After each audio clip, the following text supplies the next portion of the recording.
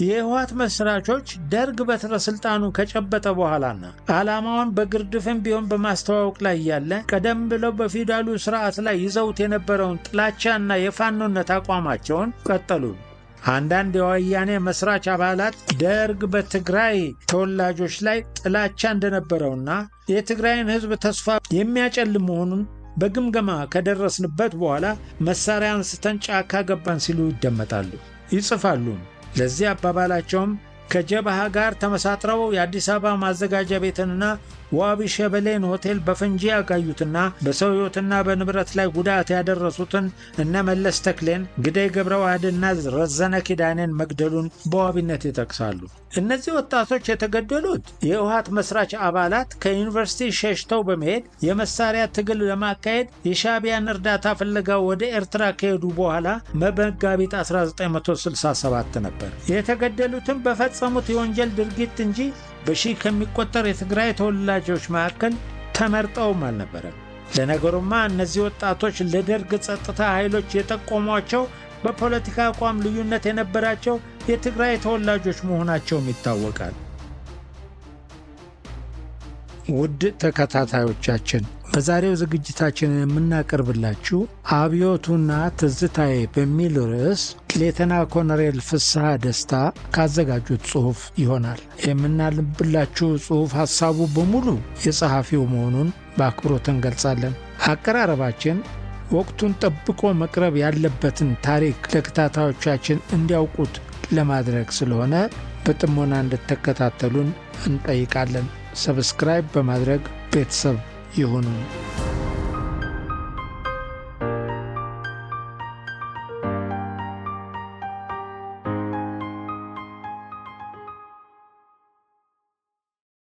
የህወሓት እንቅስቃሴና ፕሮጀክት 7 ከአያያዝ ይቀደዳል፣ ከአነጋገር ይፈረዳል።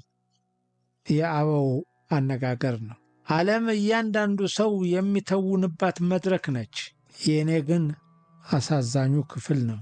ሼክስፒር የቬኑሱ ነጋዴ በሚለው መጽሐፉ ላይ የአዲስ አበባ ዩኒቨርሲቲ ተማሪዎች የነ ፍራንዝ ፋኖን፣ ሆቺሚንና ቼ ጉቬራን ገድልና ሥራዎች በማንበብ ራሳቸውን ከማሌ ሳይንስ ጋር ማስተዋወቅ ከጀመሩ ከ1950ዎቹ ጀምሮ ወደ ስር ነቀል ርዕዮትና አስተሳሰብ እየተሳቡ መምጣታቸው ይታወሳል። የተማሪው እንቅስቃሴ መሪዎችም የኢትዮጵያ ተራማጅ ቀዳሚና አንገብጋቢ ተግባር የመሬት ላራሹ ሆኖ ሌላው በሙሉ በዚህ መጠቃለል እንዳለበት አምነው ሲንቀሳቀሱ ነበር። ነገር ግን በአገር ቤት በክልላዊ ብሔረተኝነት ማዕቀፍ ውስጥ በመካሄድ ላይ የነበሩ የኤርትራ ባሌና ሲዳሞ ትግሎች በለውጥ እንቅስቃሴው ላይ ተጽዕኖ ማሳደራቸው አልቀረም። ዋለልኝ መኮንን በኢትዮጵያ የብሔረሰቦችን ጭቆና አስመልክቶ የራስን ዕድል በራስ የመወሰን መብት እስከ መገንጠል የሚለውን ሌኒናዊ ጽንሰ ሐሳብ ለኢትዮጵያ ችግርም በመፍትሄነት እንደሚያገለግል ታገል በተባለው የተማሪዎች መጽሔት ይፋ ካደረገበት ጊዜ ጀምሮ የብሔር ጥያቄ የአንዳንድ የስር ነቀል ለውጥ ደጋፊዎችን ቀልብ እየሳበ መጣ። ይህ በኢትዮጵያ የብሔረሰቦች ዕድል በራስ የመወሰን መብት መከበር ጉዳይ የተማሪው እንቅስቃሴ ከተጀመረ ከ10 ዓመታት በኋላ ለፖለቲካ መድረክነትና መወያያ ርዕስ ለመሆን በቃ። ከ1963 ጀምሮ ተማሪው ከፊሉ በመደብ ትግሉ፣ ከፊሉ ደግሞ በብሔረሰብ ጥያቄ ዙሪያ በመሰባሰብ ትግሉን ቀጠለ። የተማሪው እንቅስቃሴም በእነዚሁ ሁለት የፖለቲካ አዝማሚያዎችና አስተሳሰቦች ዙሪያ እየተከፋፈለ መጣ። ወቅቱ በሜጫና ቱለማ አማካይነት በኦሮሚያ ይካሄድ በነበረው የፖለቲካ እንቅስቃሴና ትግል ሳቢያ አንዳንድ የስር ነቀል ለውጥ ደጋፊ የነበሩ የዩኒቨርሲቲ የኦሮሞ ተማሪዎች በኋላ ለኦሮሞ ነጻ አውጪ ግንባር ኦነግ አስኳል የሆነውን የራሳቸውን ቡድን አቋቋሙ። ለመጀመሪያ ጊዜ ከማሌ ሳይንስና ጽሑፎች የተዋወቁት የቀዳማይ ወያኔ ቫይረስ ተሸካሚዎች የነበሩና የአማራ ጭቆናና አድሎ አንገፍግፎናል የሚሉ በዩኒቨርሲቲ የነበሩ የትግራይ ተወላጆችም የትግራይ ሕዝብ ከሌላው የበለጠ ይጠላል፣ የአድሎም ሰለባ ሆኗል በማለት ለትግል ተነሳሱ።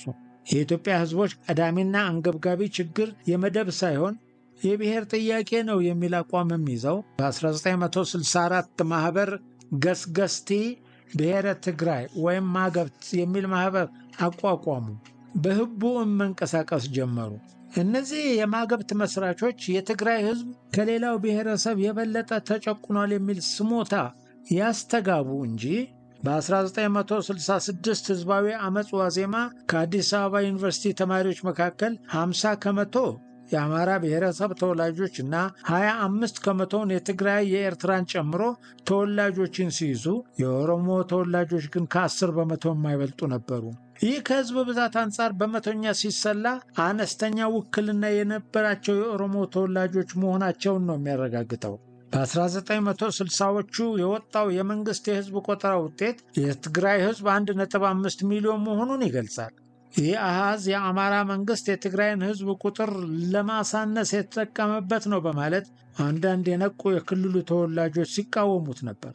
ነገር ግን በ1976 በተደረገው የህዝብ ቆጠራ ብዛቱ ወደ 2.7 ሚሊዮን ሲደርስ በ1986 ወደ 3.1 ከፍ ማለቱ ሲታይ የመጀመሪያው ቆጠራ እውነተኛነት ነበረው ማለት ይቻላል። በትግራይ የትምህርት ዕድል የነበራቸው ወደ 6.4 ከመቶ ሲሆን ይህ በአገሪቱ ከፍተኛ ከሚባሉት መካከል አንዱ ነበር። ከዚህ አሃዝም 12.1 በመቶ ወንዶች፣ 5 ከመቶ ደግሞ ሴቶች ናቸው። በክፍለ ሀገሩ ድርሻ ሲታይ ደግሞ አድዋ 12.1 ከመቶ ሲወስድ ተንቤን 2 ከመቶ ነበር። የመሬት ይዞታውም ሲታይ ከራያና አዘቦ በቀዳማዊ ወያኔ ጊዜ በራስ አበበ ተወርሶ በጋሻ መልክ ለመሳፍንቱ መኳንንቱና አሽከሮቻቸው ከታደለው በስተቀር ሌላው በርስት በቤተ መንግሥትና በቤተ ክህነት በጉልትነት የተያዘ ነበር። እንደሚታወቀው በርስት የመሬት ስሪት ማንም ሰው ሐረግ መዞ ተወላጅነቱን አስመስክሮ መሬት መካፈል ቢችልም አንዳንድ ባላባቶችና ታዋቂ ግለሰቦች ከአስተዳደሩ ጋር በመመሳጠርና ከርስቱ የተነቀለው ክስ ቢመሰርትም በቀጠሮ ላይ ታይ ሲንከራተት ቆይቶ ጉዳዩ እልባት ሳያገኝ ክርክሩን ለልጆቹ አውርሶ ከዚህ ዓለም ይለያል። ተወላጆቹ በሚገባ ቢከፋፈሉ እንኳን መሬቱ በየጊዜው እያነሰና እየጠበበ በመሄዱ ለአድሏዊ ክፍፍል፣ ለጭቅጭቅና ንትርክ በር ይከፍታል፣ ለስደትም ይዳርጋል። አብዮቱ ከመጀመሩ በፊት 60 ከመቶ የሚሆነው የፍትሐብሔርና 10 ከመቶ የሚሆነው የወንጀል ጉዳይ መሬት ነክ ነበር። በመሆኑም መሬት በሚገባ ለመከፋፈሉና ለመደልደሉ በክፍለ ሀገሩ የመሠረተ ልማት በተለይም ኢንዱስትሪዎች፣ ትምህርት ቤቶች፣ ሆስፒታሎች አለመስፋፋታቸው ቅሬታን እያሳደረ መጣ። ከዚህ ባሻገር ማዕከላዊ መንግስት ትግራይን አልፎ ኤርትራን ለማስደሰትና ለማቀፍ በኤርትራ ላይ ለልማት ግንባታ መዋለ ንዋይ ሲያፈስ፣ እንደዚሁም የሀገሪቱ ኢንዱስትሪዎች በአዲስ አበባና በሐረርጌ በመከማቸታቸው በክልሉ የነበሩ መምህራን በአፄው መንግስት ላይ ማማረር ያዙ። የሥራ ዕድልም እየጠበበ በመምጣቱ ወጣቱ አማራጭ ያጣበት ወቅት ስለነበረ በስርዓቱ ላይ ጥላቻው እየከፋ መጣ። ይህ በእንዲህ እያለ በ1965 በትግራይ ድርቅ በመከሰቱ አስተማሪዎች አድማ መጥተው ነበር። በተመሳሳይ ዓመት በምጽዋ ወደብ በኩል ወደ ጣሊያን ይላክ የነበረው የልዑሉ ሀብት የሆነ እብነ በረድ ለማስተናከልም እርምጃ ወሰዱ። በአጠቃላይ መምህራን ያገዛዙን አስከፊነትና ጭቆና የሚያጋልጡ መልእክቶችን በቲያትርና ድራማ መልክ ማቅረብ ጀመሩ። በ1966 ዓመፁ ሲፈነዳ በትግራይ ከተሞች በተለይም በመቀሌና በአድዋ የክልሉን ባለሥልጣናት ያርበደበደ ከፍተኛ የተማሪዎችና የመምህራን እንቅስቃሴ ተደረገ። በአስተዳደር በኩልም ቢሆን ትግራይ በልዑል ራስ መንገሻ ስዩም ጠቅላይ ገዥነት 8 አውራጃዎችና 56ቱ የትግራይ ወረዳዎችም የፊውዳል ሥርዓት አራማጆች በሆኑ የክልሉ ተወላጆች ተገዥነት የሚተዳደሩ ነበሩ። ኢኮኖሚያዊና ማኅበራዊ ጭቆናም ከገዢው መደብ በስተቀር አማራን ጨምሮ በሁሉም የኢትዮጵያ ብሔረሰቦች ላይ ሲካሄድ የነበረ እንጂ በትግራይ ሕዝብ ላይ ብቻ ያነጣጠረ ነበረ ማለት አይቻልም። ይህም ሁኔታ ከብሔር ብሔረሰብ ይልቅ የመደብ ትግልን የሚጋብዝ ነበር። ህወሓትን የመሠረቱትና ሌሎች በክፍለ ሀገሩ የነበሩ ተራማጅ ተማሪዎች የጠቅላይ ገዢው የልዑል ራስ መንገሻ ስዩምን አስተዳደር በመቃወም ልዑሉ እንዲታሰሩ ጠየቁ። በትግራይ ከተሞች ከፍተኛ የተቃውሞ ሰልፍ በማካሄድ ልዑሉ አገር ጥለው እንዲሄዱም ጫና የፈጠሩባቸው መሆኑን ማይካድ ነው። ደርግ በጥያቄው መሠረት በቁጥጥር ስር አለማዋሉ ደግሞ ሐቅ ነው። ያላሰራቸውም አንዳንድ ጸሐፊዎች እንደሚሉት ደርግ በትግራይ ሕዝብ ላይ ጥላቻ ኖሮት ወይም ጸረ ፊውዳል አቋም ስላልነበረው አይደለም። ልዑሉ በወቅቱ ከነበሩት ገዢዎችና አስተዳዳሪዎች ተራማጅ አስተሳሰብ ስለነበራቸው፣ በተለይም በትግራይ ክፍለ ሀገር ልማትን በማካሄድ ያሳዩት ቁርጠኝነትና ራሳቸው አርአያ ሆነው ይሰሩና ያሰሩ ስለነበረ ከሌሎች ጋር አብሮ በቁጥጥር ስር ማዋሉ ለጊዜው ኢፍትሐዊ ነው ከሚል አስተሳሰብ የመነጨ ነበር። ደርግ ልዑሉ በትውልድም ሆነ በጋብቻ የነጋሲ ዘር መሆናቸውንም ዘንግቶት አልነበረም። በዚህ መካከልም ልዑሉ አገር ጥለው ተሰደዱ። ይህ እንዳለ ሆኖ ግን አፄውና በአካባቢያቸው ተኮልኩለው የነበሩ የገዢ መደብ አባላት በትግራይ ተወላጆች ላይና በሌሎችም ብሔረሰቦች ላይ የጥላቻና የንቀት አመለካከት ያካሂዱ እንደነበረ አንዳንድ አብነቶችን መጥቀስ ይቻላል። በ1947 የስምንተኛ ክፍል ፈተናዬን አልፌ ቀዳማዊ ኃይለ ሥላሴ ሁለተኛ ደረጃ ትምህርት ቤት ኮተቤ ተመደቡ። ከጥቂት ወራት በኋላ የተማሪዎችን አለቃ ለመምረጥ በተካሄደ ውድድር የኤርትራ ተወላጅ የነበረው ስዩም አስገዶም የአማራ ተወላጅ የነበረውን ዘውዴ መኩሪያን በማሸነፉ ምክንያት በትግርኛና አማርኛ ተናጋሪዎች መካከል ረብሻ ተነሳ። የትምህርት ሚኒስቴር የነበሩት አካለ ወርቅ ሀብተወልድ የትግራይ ተወላጆችን ብቻ ለይተው ከትምህርት ቤቱ እንድንባረር አደረጉ።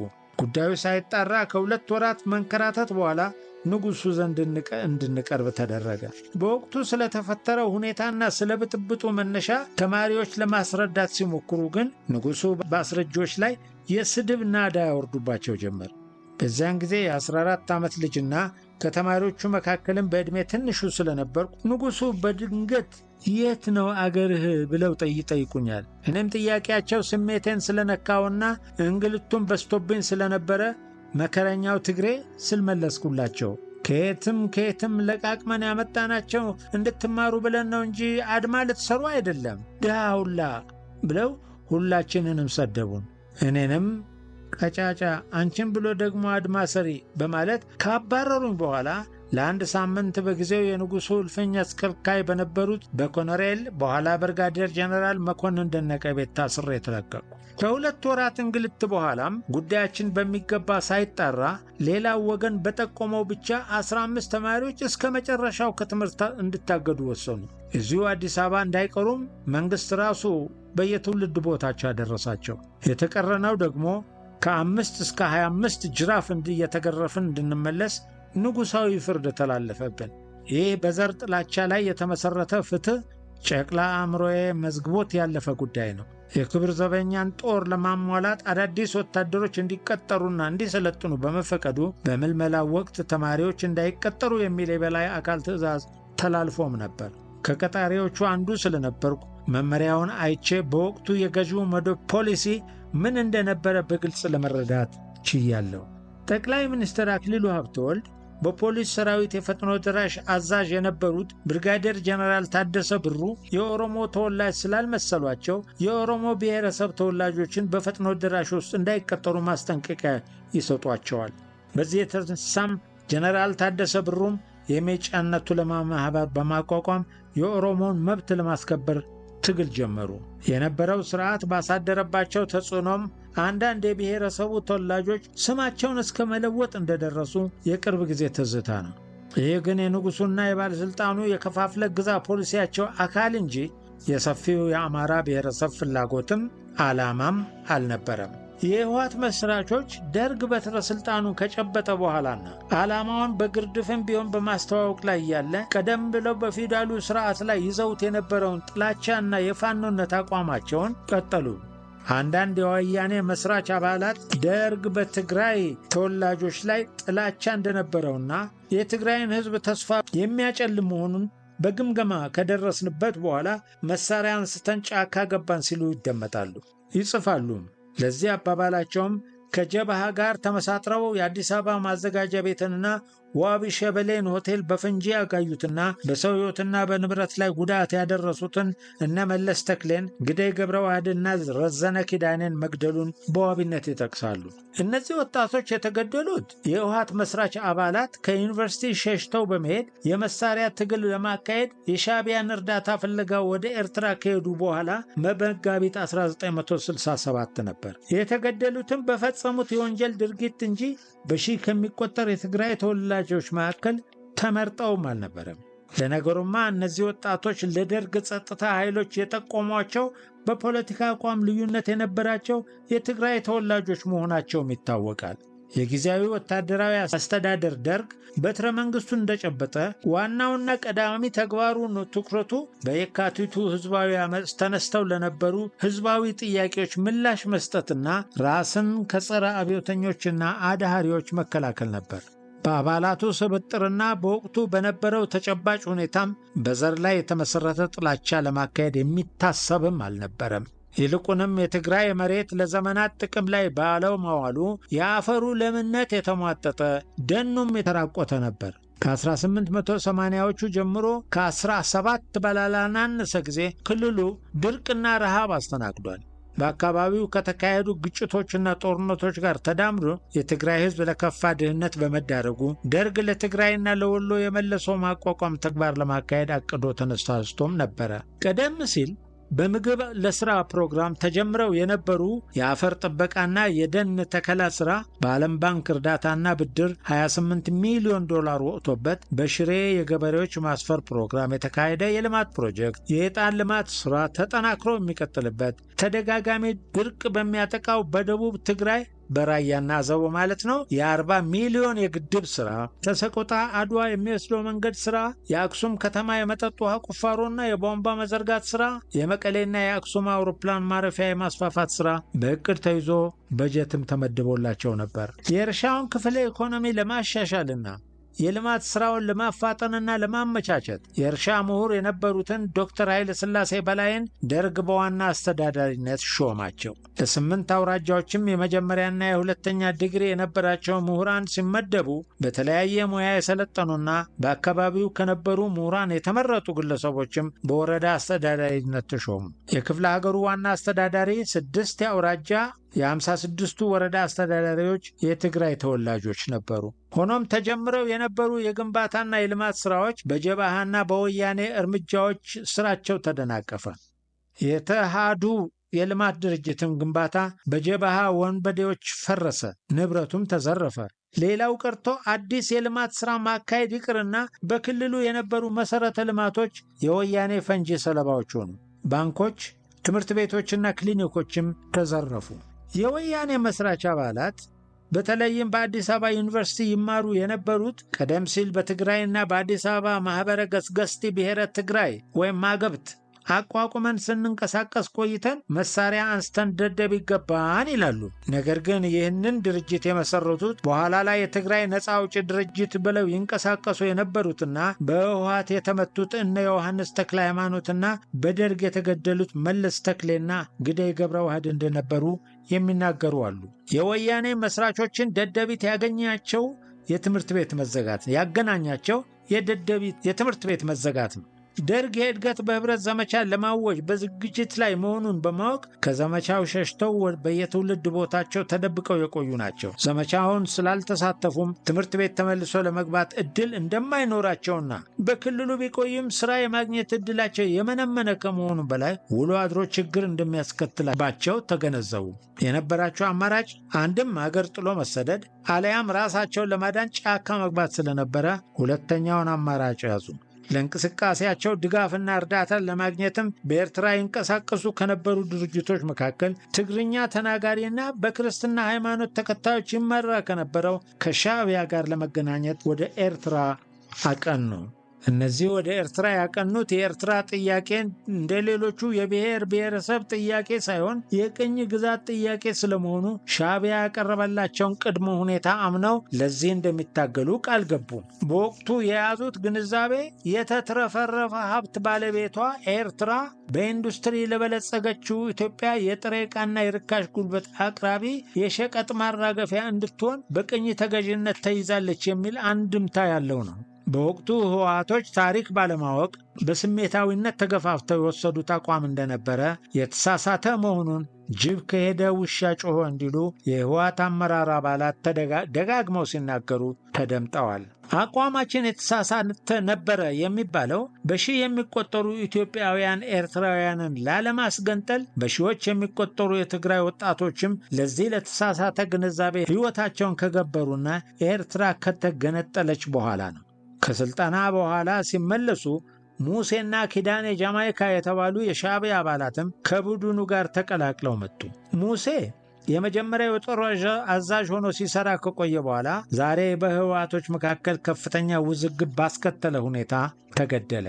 የማነ ጃማይካ የሻዕቢያው መሪ የኢሳያስ አፈወርቂ የአጎት ልጅ መሆኑ የሚነገርለት ግን እስከ 1983 ድረስ ከህወሓት ጋር ሲታገል ቆይቶ የኢህአዴግ ጋር አዲስ አበባ በመግባት በውጭ ጉዳይ ሚኒስቴር የመምሪያ ኃላፊ ሆኖ ሲያገለግል ነበር። የሻዕቢያው መሪ ኢሳያስ አፈወርቂ ኤርትራ ተገንጥላ ነፃ መንግስት ማቋቋም የምትችለው በጎረቤት ትግራይ እሳት ሲነድና ማዕከላዊ መንግስት ሲዳከም መሆኑን ከምድረ ሱዳን ይፋ መግለጫ ሰጥቶ ነበር። ይህንኑ የሚያስፈጽምለት ድርጅት በትግራይ ውስጥ ቢያገኝም ህወሓት ማለት ነው በራሱ አምሳል ለመቅረጽና እንቅስቃሴያቸውን ለመቆጣጠር እንዲያስችለው ሁለቱን የሻዕቢያ አባላት አቆራኝቶ ላካቸው። ወደ ኤርትራ ለስልጠና ከተላኩት ውጪ የነበሩ የተጋድሎ ሓርነት ህዝቢ ትግራይ ወይም ታህት አባላት በከተሞች በመቆየት ድርጅታዊ መዋቅር በመዘርጋትና በፖለቲካና የቅስቀሳ ሥራ ተሰማርተው ነበር።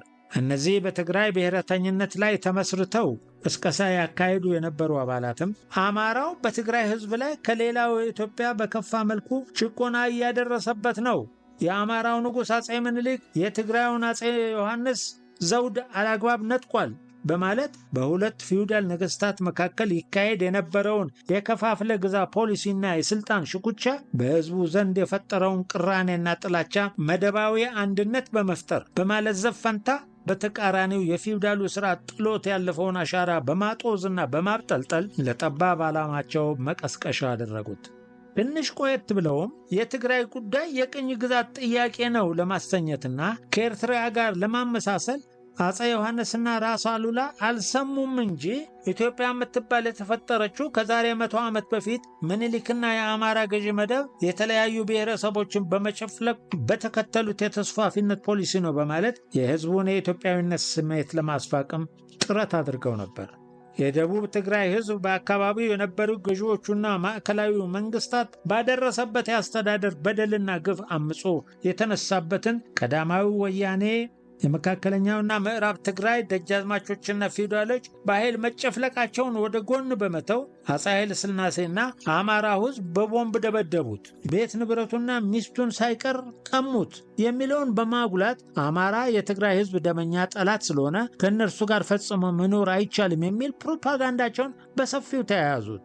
ዘፈኖች፣ አባባሎች፣ ቀልዶች፣ ልዩ ልዩ ኪነቶች በጠባብነትና በጥላቻ መርዝ እየተለወሱ ለህዝቡ ይቀርቡለት ጀመር። አፄ ኃይለ ሥላሴን ከዙፋናቸው አውርዶ የፊውዳሉን ስርዓት በማንኮታኮት ላይ የነበረውን የደርግ መንግስትም ለጠባብ ዓላማቸውና ለቅስቀሳ እንዲያመቻቸው የአማራ መንግስት ተቀጥላ አድርገው ፈረጁት። አማራ ባህላችንና ቋንቋችን እንዳንጠቀም ከልክሎናል። ይህንን መብታችን ለማስከበርም በመሳሪያ ትግል ነፃ የትግራይ መንግስት ማቋቋም አለብን ብለው ተንቀሳቀሱ።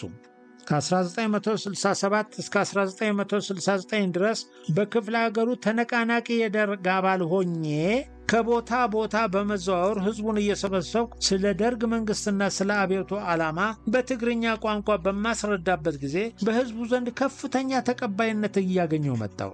በአንዳንድ ምክንያት ተቋርጦ የነበረውን የትግራይ ኪነት መልሶ እንዲቋቋሙም አደረጉ። በቋንቋችን እንዳንናገር ባህላችንንም እንዳንጠቀም ተከልክለናል የሚለው የወያኔ ፕሮፓጋንዳ እየከሸፈና ተቀባይነቱ እየቀነሰ መምጣቱ ስላሰጋቸው ቂም ቋጥረው እንደነበርም እጃቸውን ከሰጡ የወያኔ አባላት ሰምቼ ነበር። የዚህን ቂም ውጤት በኋላ የምናየው ይሆናል። ተጋድሎ ሓርነት ህዝቢ ትግራይ የሚለው አጠራር ተጋድሎ ሓርነት ህዝቢ ኤርትራ ከሚለው ጋር ተመሳሳይና ተቀራራቢ በመሆኑ በሻዕቢያ አስገዳጅነት ህዝባዊ ወያኔ ሓርነት ትግራይ ወይም ህወሓት ወደሚለው ስም ተለወጠ። እስከ ዛሬም ድረስ ድርጅቱ በዚሁ ስም ይጠራበታል። የድርጅቱ እንቅስቃሴ ከጠዋቱ አንግቦት በተነሳው የብሔሮች የራስን ዕድል በራስ የመወሰን መብት እስከ መገንጠል በሚለው ማርክሳዊ ሌኒናዊ ጽንሰ ሐሳብ መርህ ላይ የተመሠረተ ነው።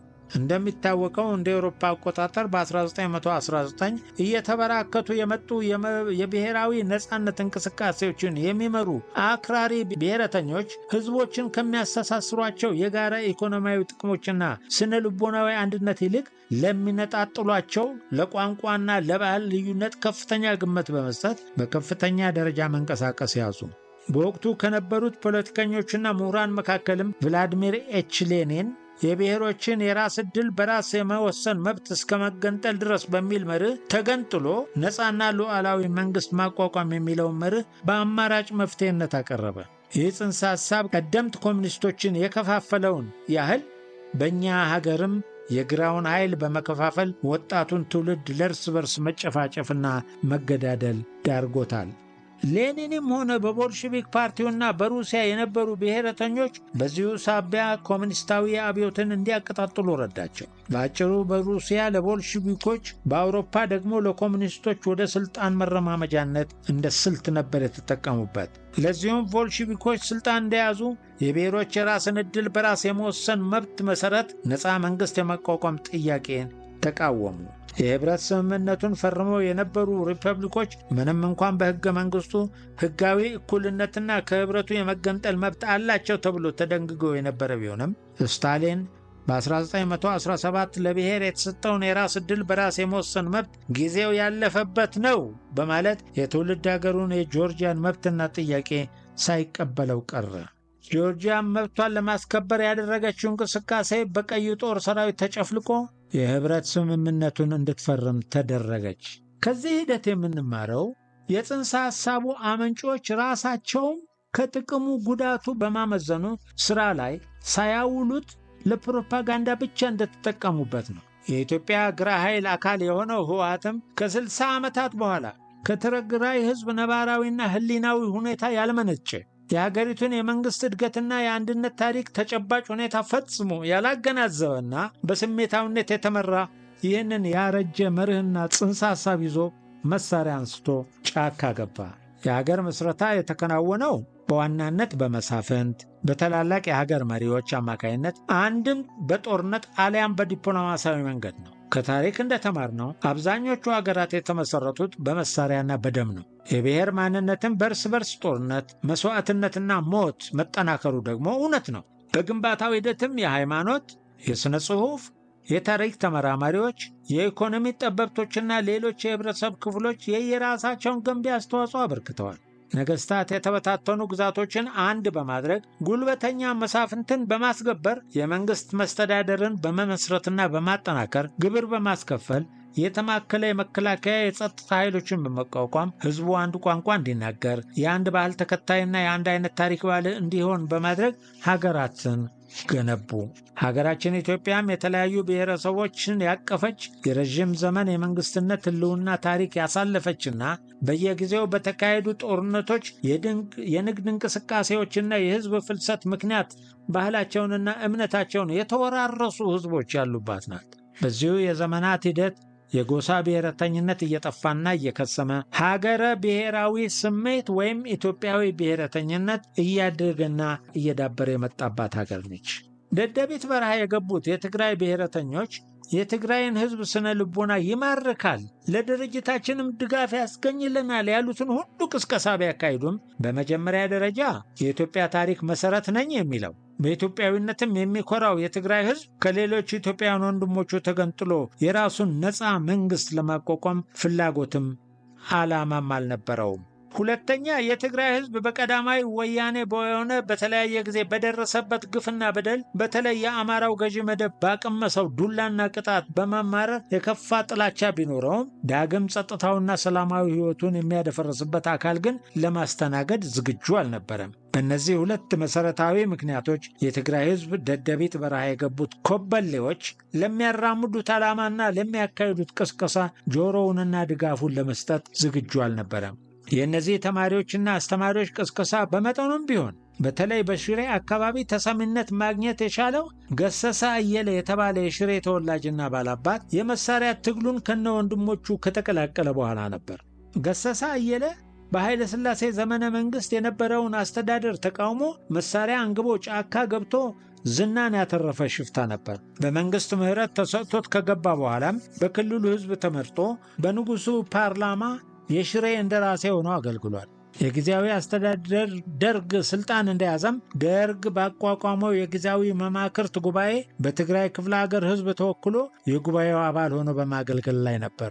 አቶ ገሰሳ አየለ ቀደም ብዬ የማውቀው ሲሆን በተለይም በደርግና በመማክርት ጉባኤው በአገናኝ መኮንንነት ተመድቤ በመስራት ላይ ያለው የበለጠ መቀራረብ ነበረን። ገሰሰ አየለ ስራውን እንደጀመረ ከጥቂት ጊዜያት በኋላ ቢሮዬ መጥቶ የቤተሰብ ችግር ስለገጠመኝ የ1 ወር ፈቃድና የ3 ወር ቅድሚያ ደሞዝ እንዲከፈለው ጠይቆኝ ፈቅጄለት ወደ ትግራይ ከሄደ በኋላ ሳይመለስ ቀረ። በመማክርት ጉባኤው የትግራይ ሕዝብ መወከል ስለነበረበት መንግስት አቶ ገሰሰ ወደ ምድብ ስራው እንዲመለስ በመገናኛ ብዙሃን ተደጋጋሚ ጥሪ አድርጎ ገሰሰ መልስ ሳይሰጥ ስለቀረ በምትኩ የትግራይ ሕዝብ አቶ ሙልጌታ በዛብህን ወኪል አድርጎ መረጠ። በሰኔ 1967 የደርግ አባላትን በመምራት ወደ ትግራይ በሄድኩበት ጊዜ አቶ ገሰሰ አየለ ስሁል ተብሎ መሳሪያ አንግቦ ደደቢት ጫካ መግባቱን አረጋገጡ። በአካባቢው ዝናና ስም ያተረፈ ስለነበረም በአካባቢው ሕዝብ ተቀባይነት በማግኘቱ ለትግሉ መሰረት በመጣል አስተዋጽኦ ባያደርግ ኑሮ እነዚህ ከከተማ የሄዱት ኮበሌዎች አድማጭም ተከታይም አያገኙም ነበር። ህወሓት ከ1 ዓመት እንቅስቃሴ በኋላ በ1968 በየካቲት ወር በአጋሜ አውራጃ ዲማ በተባለው ቦታ ባካሄደው ድርጅታዊ ጉባኤ የተገኙት ጠቅላላ አባላት ቁጥር ከ170 የሚበልጡ አልነበረም። ይህም የሚያሳየው ድርጅቱ በህዝቡ ዘንድ እምብዛም ተቀባይነት እንዳልነበረው ነው። ህወሓት በድርጅታዊ መልኩ የሚከተለውን ርዕዮተ ዓለም በጽሑፍ ያሰፈረበት ጊዜ አልነበረም። አመራሩ ለመጀመሪያ ጊዜ በ1968 ለአባላቱ በጽሑፍ የበተነው የትግራይ ሪፐብሊክን ለመመስረት ያለመ መሆኑን የሚገልጽ የትግራይ ማኒፌስቶ ነበር። ይህ ትግራይን ነፃ በማውጣት የትግራይን ሪፐብሊክ ለማቋቋም ያለመ እቅድ ከአንዳንድ የድርጅቱ አመራር አባላት ተቃውሞ ገጥሞት እንደነበርም ይነገራል። ድርጅቱን በሊቀመንበርነትና በወታደራዊ ጉዳይ ኃላፊነት የሚመራው አረጋዊ በርሄ ይህን ስንኩል ማኒፌስቶ ያዘጋጀውና ያሳተመው አሁን የማሌሊት አካል ሆኖ ያለና ከቀድሞ ጀምሮ ኮሚኒስት ኃይል ነበርኩ የሚለው የማሌሊት አመራር ቡድን ነው በማለት በዋናነት በአስተባባሪነት የተወሰኑ አባላትን ስም ይጠቅሳል። በመቀጠልም አረጋዊ በበረሃ ስሙ በሪሁን ቀዳሚ ፕሮግራማችን የኢትዮጵያን ተጨባጭ ሁኔታ ተንተርሶ የትግራይ ሕዝብ ብሔራዊ መብቶቹንና መደባዊ ነፃነቱን ሊጎናጸፍ የሚችለው ከሌሎች የኢትዮጵያ ሕዝቦች ጋር በእኩልነትና አንድነት ፈጥሮ ሰላምና እድገት ተግባራዊ ለማድረግ ያቀደ ዲሞክራሲያዊ የትግራይ መመሪያ ነበረን ይላል። ነገር ግን ይህንን መመሪያ የህወሓት ታጋዮችም ጭምር የሚያውቁትንና ያነበቡትን አይመስለኝም። ይህ ስንኩል የተባለው ማኒፌስቶም በይፋም ባይሆን በዋና የአመራሩ አባላት አስተሳሰብና በድርጊትም እስከ ማሌሊት ምስረታ ድረስ አብሮ መጓዙን መዝለቁን ይታወቃል። የትግራይ ነፃ አውጪ የሚለው ስሙን እስካሁን ድረስ አለመለወጡ አስቀድሞ ከተነሳበት ዓላማና አቋም ጋር የተቆራኘ መሆኑን ያረጋግጣል። ህወሓት ከሌሎች የኢትዮጵያ ህዝቦች ጋር በእኩልነትና በአንድነት ለመንቀሳቀስ ዓላማና ፍላጎት ከነበረው የደርግ መንግሥት በሚያዝያ 1968 ህወሓት ማኒፌስቶውን ባወጣበት ተመሳሳይ ጊዜ ባወጣው የብሔራዊ ዴሞክራሲያዊ አብዮት ፕሮግራም ማንኛውም ብሔረሰብ የራሱን ዕድል በራሱ የመወሰን መብቱ ታውቆለት አንዱ ከሌላው ሳይበላለጥ ባህሉና ልማዱ፣ ቋንቋው፣ ሃይማኖቱና መብቱ በሶሻሊዝም መንፈስ በእኩልነት ይከበራል። የብሔረሰቦች ቅራኔ በአሁኑ ወቅት ሊፈታ የሚችለው ብሔረሰቦች ራሳቸውን በራሳቸው በማስተዳደር በሪጂናል ኦቶኖሚ መሠረት ሲረጋገጥ መሆኑን ገልጾ ለተራማጆች ሁሉ ጥሪ አቅርቦ እንደነበር የሚታወስ ሲሆን ህወሓት ጥሪውን ለምን ሳይቀበለው ቀረ? ይህ በ1968 የወጣው የህወሓት ማኒፌስቶ የትግራይን ነባራዊና ታሪካዊ መሠረት ፈጽሞ ያላገናዘበና እጅግ በጣም ጠባብ አመለካከት የሚያራምድ በመሆኑ ሻዕቢያ ከመጀመሪያውም ቢሆን እንዳልተቀበለው የሻዕቢያው የፖለቲካ ጉዳይ ኃላፊ የማነ ገብረአብ ከአሜሪካ ድምፅ ሬዲዮ ጋር ባደረገው ቃለ ምልልስ አረጋግጧል። ህወሓት በመደባዊ አመለካከት ላይ ያልተመሰረተ በአማራው ብሔረሰብ ላይ ጭፍን የሆነ ፕሮፓጋንዳ እያራመደ ከሌሎች ኢትዮጵያውያን ጋር እኩልነትና አንድነት ለመፍጠር እንዴት እንደሚችል ግራ የሚያጋባ ነው። ህወሓት የሚለው ስሙና አመራሩ እንደሚያመለክተው ማኒፌስቶ ወጣም አልወጣ የድርጅቱ ዓላማ ከኢትዮጵያ ተገንጥሎ ነፃ የትግራይ መንግሥትን ማቋቋም እንደነበረ ለአፍታም የሚያጠራጥር አልነበረም። ለዚህም ነው ድርጅቱ የብሔራዊ ዴሞክራሲያዊ አብዮት ፕሮግራምን ባለመቀበል ከደርግ ጋር ውጊያውን ከሌሎች የህብረ ብሔርና የብሔር ድርጅቶችም ጋር የተፋለመው ለዲሞክራሲና ለእኩልነት ለመታገል ብረት ማንሳት ትክክል ቢሆንም የሀገር አንድነትን ለመገንባት ግን በግንጠላ መጀመር አለበት ተብሎ ጫካ መግባት አፍራሽ ተልእኮ ከመሆን የዘለለ አይደለም። ይህ ከሻዕቢያ ጋር ግንኙነት የፈጠረው የህወሓት አመራር ከሌሎች ኢትዮጵያውያን ጋር መስራት ይቅርና በክልሉ ይንቀሳቀሱ በነበሩት በነ ዮሐንስ ተክለ ሃይማኖት የሚመራው የግንባር ገድሊ ሓርነት ትግራይ ወይም ግገሃት እና ከኢህአፓ ጋር እንኳን ለመስማማትና አብሮ ለመስራት አልቻለም። የታህት ወይም የህወሓት አመራር ቡድን የቀየሰው ፕሮግራም ዓላማው በመገንጠል ሀገራዊ መንግስት ማቆም የሚል ሲሆን ግገሃት ደግሞ ለትግራይ ህዝብ የብሔር ጥያቄን ሀገራዊ አድርጎ የሚያቀርብና ትግሉ በሀገራዊ መፈክር ከተመራ ቀንደኛ ዓላማው ተገንጥሎ ሀገራዊ መንግስት ማቆም የሚል ነበር።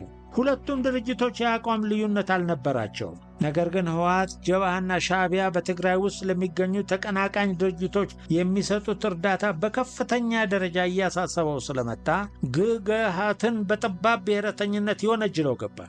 ሁለቱም የትግራይ ድርጅቶች ምንም እንኳን ተመሳሳይ አቋም የነበራቸው ቢሆንም በመካከላቸው የነበረውን አለመግባባት ለመፍታት በሚል በአጋሜ አውራጃ አሲምባ አካባቢ ተገናኝተው ውይይት ይጀምራሉ። ውይይቱ ስላላለቀ ጉዳዩን በይደር ይዘው ወደ የመኝታቸው ይሄዳሉ። ህወሓት አስቀድሞ ባዘጋጃቸው ገዳዮች የግገሃት ታጋዮችን በውድቅት ሌሊት በሚያሳዝንና በሚዘገንን ሁኔታ በተኙበት ረሸኗቸው። ከርሸናው ያመለጡ ጥቂት ታጋዮችም ለደርግ መንግስት እጃቸውን ሲሰጡ፣ አንዳንዶቹ ደግሞ ሳይወዱ በግድ ህወሓትን ተቀላቀሉ። ህወሓት ተቀናቃኝ ነው ብሎ ያመነውን ግገሃትን ከደመሰሰ በኋላ ኢህአፓን መጎነታተል ይጀምራል። ኢህአፓ የትጥቅ ትግሉን በትግራይ አሲምባ አካባቢ የጀመረው በሻዕቢያ ድጋፍ ቢሆንም በኤርትራ ጉዳይ ይሁን ወዶም ይሁን ተገዶ በመጀመሪያ ጊዜ የቅኝ ግዛት ጥያቄ ነው የሚለውን ቢቀበልም በሌላ ጊዜ ደግሞ የኤርትራ ህዝብ እንደ ሌሎች ብሔረሰቦች የተጨቆነ በመሆኑ ችግሩ የሚፈታው ራስን በራስ የማስተዳደር መብትና ባህሪው ለየት ያለ በመሆኑ እስከ መገንጠል በሚለው መርህ መሰረት መሆን አለበት የሚል አቋም ያራምድ ነበር። ኢህአፓ ህብረ ብሔራዊ ድርጅት በመሆኑ በአካባቢው ተሰሚነቱ እያደገ መጣ። ይህም ህወሓትን ብቻ ሳይሆን ኢህአፓ በመጀመሪያ ዓመታት የኤርትራን ተገዥነት ተቀብሎ ቢቆይም እያደረ እየዋለ ግን ይህን አቋሙን እንደሚለውጠው በመገንዘብ ሻዕቢያን ጭምር እያሳሰበው መጣ። ሻዕቢያ የብሔር ብሔረሰብ የራስ በራስ ማስተዳደር መብት እስከ መገንጠል ድረስ የሚለው መርህ የማይቀበለው በኤርትራ ውስጥ 9 ብሔሮች ስላሉ ኤርትራም 9 ቦታ ትከፋፈላለች ከሚል ስጋት ነበር። ወያኔ ይህንን መርህ በኢትዮጵያ ተግባራዊ ሲያደርግም ሻዕቢያ የተቃወመው በኢትዮጵያ መከፋፈል አዝኖ ሳይሆን በራሱ ላይ ስለሚያስከትለው አንድምታ በማሰብ ነበር። ኢህአፓን በበኩሉ የብሔር ነጻነትን መፈክር አንግቦ ትግራይን ነጻ ለማውጣት ይንቀሳቀስ የነበረውን ህወሓትን በጠባብ ብሔረተኝነት ይከሳል። ኢህአፓ ከጀብሃ ጋር የነበረው ግንኙነትና መቀራረብም ለህወሓትና ለሻዕቢያ የሚጥም አልነበረም። ከኢትዮጵያ ተራማጆች ጋር አንድነት ፈጥሮ ከመንቀሳቀስ ይልቅ ጠባብ ብሔረተኝነት የተጠናወተውና ኤርትራን በማስገንጠል ውጥን የተመረዘው የህወሓት ኢህአፓን በትምክህተኝነት በመወንጀል ከፍተኛ የስም ማጥፋት ዘመቻ ማካሄዱን ቀጠለ። በመጨረሻም ልዩነቶቻቸውን ለመፍታት የተደረገው ሙከራ ሳይሳካ በመቅረቱ ብቻ ሳይሆን ኢህአፓ የትግራይን ክልል ለቆ እንዲወጣ የተለያዩ ትንኮሳዎች ሲያካሄድበት ከቆየ በኋላ በሻዕቢያ ድጋፍና ምክር ጭምር ህወሓት በኢህአፓ ላይ ተኩስ ከፈተ፣ ዘመተበትም። በዚህ ግጭትም ህወሓት ኢህአፓን ከአሲምባ ጀምሮ እስከ ጸለምትና በለሳ ብሎም ወደ ኤርትራ አባረረ። በክልሉ ይንቀሳቀሱ የነበሩ የኢህአሰ አባላትና ቀይ ሽብርን ሸሽተው የኢህአፓን ሰራዊት ለመቀላቀል ከየቦታው የሄዱትን በሺዎች የሚቆጠሩ ታጋዮችን ገደለ።